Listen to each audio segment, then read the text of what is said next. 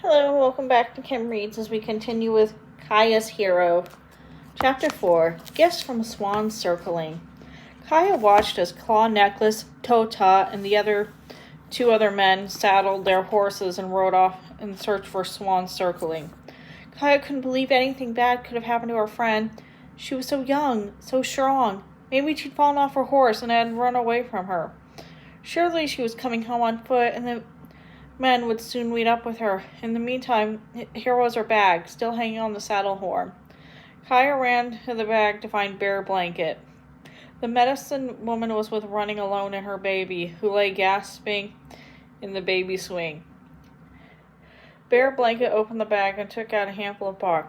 "This is the good medicine I had asked for," she said. "Tots!" Running Alone exclaimed. "I knew Swan Circling wouldn't fail us." Kaya dug her fingernails in the palms as she gazed down at the baby's red face and dry lips.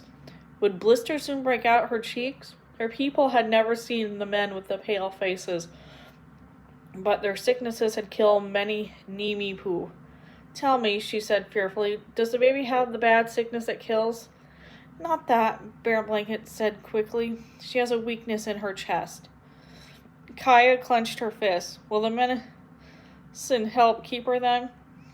"I'll make a healing drink with it," Bear Blanket said. "Soon she'll breathe more easily. Go rest, Kaya. There's nothing you can do now."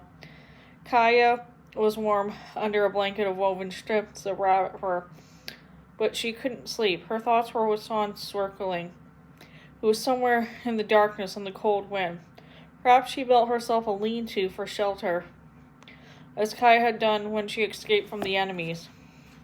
Or maybe, any moment now, Swan Circling would come walking into the lodge with Claw Necklace. She had to be all right. Kaya slept fitfully. Before first light, she woke to a cold draft on her cheek. She pushed up on her elbow. A few people were stirring in the lodge, and someone had come back into the covering of the doorway. Had Swan Circling returned? Kaya crawled from underneath her blanket. She saw Ista leaving the lodge, a torch in her hand. Kaya pulled her elk hide robe around her shoulders, following Ista to the door, and peeked out. The moon had already slept, and the sky was turning gray. In the space between the lodges, Ista joined the group of men and women. Kaya saw that Cayusta, Pilaka, and other elders wrapped in their robes. Tota was speaking to them, and now she made out Claw Necklace walking toward the lodges. He saw something. Kaya blinked. Then she realized it was Swan Circling that Claw Necklace held in his arms. Kaya couldn't get her breath. No! Swan Circling had to be all right. She would be. Kaya pulled her robe over her head and hid her face in it. In a moment, she felt her firm hands on her shoulders. She lifted her chin and looked into Cayusta's face. In the gray early light, her grandmother looked very old and tired. "Our men found her body beside the stream," Cayusta said quietly. "It seems her horse broke through the thin ice and tumbled, and she was thrown off. Her head struck a boulder, and the blow killed her." She opened her arms and took Kaya into a warm embrace. Through her tears, Kaya heard Cayusta's gentle voice in her ear. "She was full of light and love," Cayusta said. "It's hard to let her go, but we must let her spirit journey on." Kaya walked in a daze after Swan Circling's death. She felt as if a jagged hole had been torn in her heart.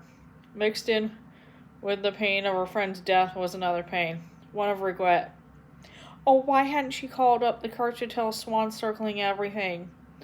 Now it was too late. Everyone in the village grieved and mourned Swan Circling. They comforted each other with gentle words and tried to console Claw Necklace too. Runners took the bad news to neighboring villages. Though it was the heart of winter, one runner volunteered to travel all the way to the big river to tell Swan Circling's family. None of Swan Circling's family lived close enough to help with the burial, so the women in her family took charge of all the preparations. They got to work right away. The best hide workers took out fresh white deer hides, cleaned and unused, to make a new dress and moccasins to clothe the body. Other women prepared food to serve the whole community after the burial ceremony. Some stayed with the body, never leaving it alone, even for a moment. Kaya stayed close to running alone and her baby. The medicine had helped light on the water. She wasn't coughing so hard now, and she gazed up at Kaya's face when Kaya rocked the sling and sang to her. Light on the water didn't need encouragement to sleep, though. She was still weak and listless. Even when the baby slept, Kaya kept singing to lullaby. She is the precious one, my own dear little precious one. She was sure Swan Circling was listening. Until her body was buried, her spirit would stay close by. Kaya was gently rocking the sleeping baby. She thought she heard a candy and wren singing somewhere near the lodge. Kaya cocked her head. Was Swan Circling sending a message to a bird? Kaya went out to look for it. Wrapped in the antelope hide, Two Hawks was standing near the lodge. He was still using a stick for a crutch, but he could put more weight on his leg now. He saw Kaya and limped over to meet her. When he was in front of her, he pulled the little flute he had been working on his lips. His cheek puffed out as he played. Tee, tee. The sweet, descending notes she had been taking for birth song. That's a pretty sound. Kaya said, "May I look at your flute?" He handed it over. His face was solemn, but his dark eyes were lively. She saw that he was proud of what she made. The little flute had a good feel in her hands. It was well and carefully made. Two Hawks had smoothed the wood to gloss. "Talk," she said. "Good work, Two Hawks. Runs home helped me." He said, "He's my friend now." "I see he's been helping you with words," she said. "You've made a good flute. Now you have to learn to play it."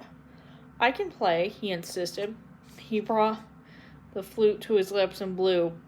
His eyes narrowed in the concentration. Tee, tee, tee. He played. This time he was able to add a third note to the song.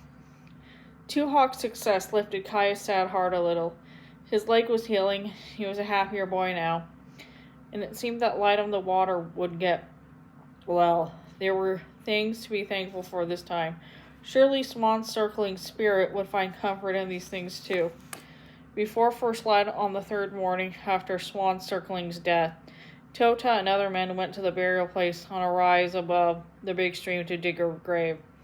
When they sent word that the grave was ready, everyone gathered in the faint light for the ceremony. Swan Circling's body and some of her things had been wrapped in clean hides and fresh mats and placed on horse-drawn travois.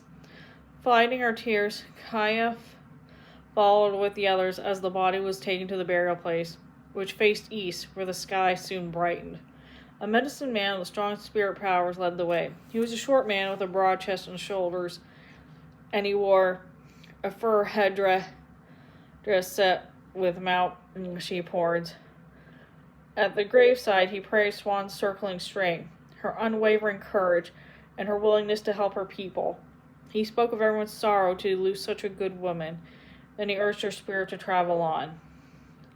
As the first streak of dawn stained the pale sky, the men placed the body in the grave and covered it with another mat. First the women and the men stepped one by one to the grave and dropped in the handful of earth. When it was Kaya's turn, she vowed silently, "All my life I'll think of you. I'll strive to be like you, I promise." But Swan's circling spirit wouldn't be able to rest until all of her belongings had been given away or burned. Because Ista had been a close friend of Swan's Circling, she took charge of the giveaway. Ista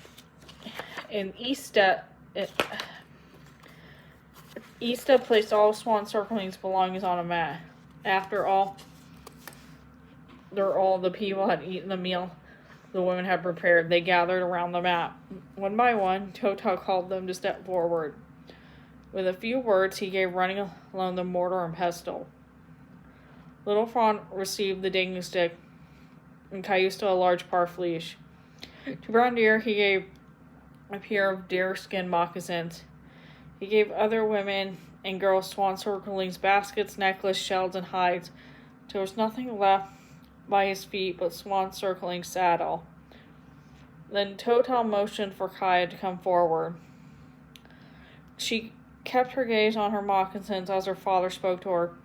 Claw Necklace told me his wife admired your care for horses and your love of them, he said gently. He's certain she would love for you to have her sow. Yeah. Katsi Yao Yao, Kaya murmured. Then Tota rubbed his lips together with his thumb.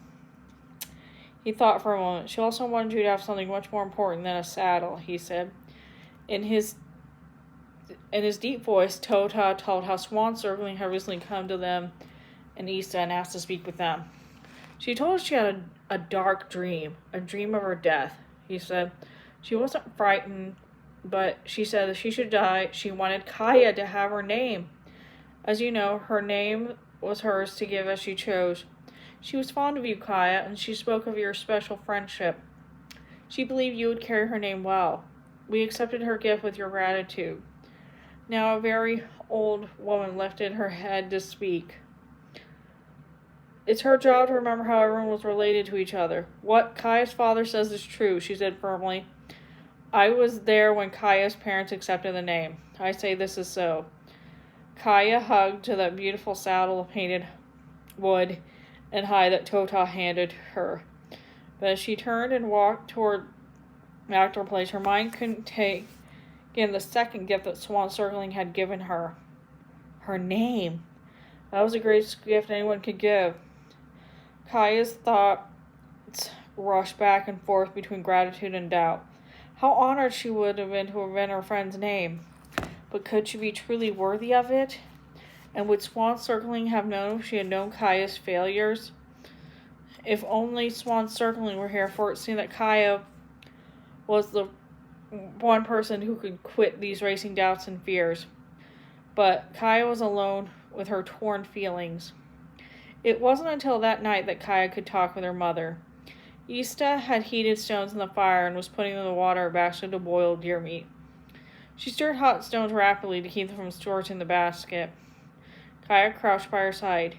Ista, I'm troubled about my namesake, Kaya said, careful not to say the name of the dead out loud. Ista lifted out the cool stones with a forked stick and put in more hot ones. What troubles you, daughter? She asked. I don't think she'd give me her name if she'd known from the mistakes I have made, Kaya admitted.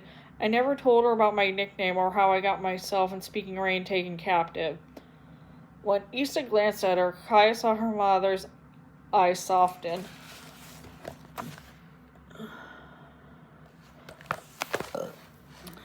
There's nothing to be troubled about, Ista said. She knew all about your nickname, but she said that didn't matter to her, and she said it took great strength to leave your sister behind, that you were wise to do so. She said that to you? Kaya asked. Uh-huh. Ista assured her. She often spoke about you. She told me she had confidence that you would grow to be trustworthy and strong. And she said you had a generous heart, daughter, which you do. It's not time for you to use her name yet, but when the time comes, you'll know. Is there anything else troubling you? Kaya pressed her lips together and shook her head. Her heart was full, and it was something that if she spoke, she'd burst into tears of both gratitude and relief. The next morning, Kaya sat with her little brother on her rabbit fur blanket. The twins lay on their stomachs with their chins on their hands. They were watching as she shaped and tied along pine needles to make 3 little horses. Is one of those horses for me? Wingfeather asked. It's my If my brother gets a toy, so do I, Sparrow demanded. Don't I, Kaya? Yes, one of these horses is for you, she said, tapping Wingfeather on his nose. And one's for you, she told Sparrow and tugged his braid. Kaya put the finishing touches on the little horses and handed one to each boy. Here you are, she said. Now you can have races. Katsi Yao Yao, the twins said at the same time. They seized their toys and scampered with them to the piles of hides where the other children were playing. Kaya cut a small piece of hide and tied it with a little bit of fringe onto the 3rd little horse's neck. There, now this one is a saddle. Then she wrapped herself in her elk robe and left the lodge without telling anyone else where this was going.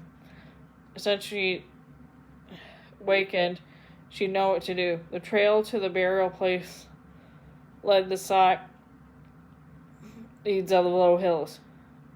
Bare trees cast blue shadows on the thin covering of snow. Coyotes hunting rabbits had left tracks in the snow, and she saw the wing print of a hawk that swooped down for a kill. On the east-facing side of the hill, she turned off the trail. There were many graves there, marked with rocks. Mourners had left small gifts on some of them. Kaya went to place Swan Circling was buried and put a little horse made of pine needles on her grave. I've been thinking about things, Kaya said softly to her friend. I want you to know that I'm going to live up to your expectations, and I'm grateful for your trust. And your name. But I hope to get my sister back before I use it, and maybe my horse too. I want to deserve what you've given me. I want our people to think well of me when they call me by your name. Kaya looked back at her village. In the cold, only dogs moved between the lodges. Everything was quiet, but soon family and friends would return for the winter spirit dances, and the village would be crowded again. She stood a moment more, squinting into the morning light that flooded the long, broad valley, and she started home. And that is the end of Kaya's Hero. So, thanks for listening. Bye-bye.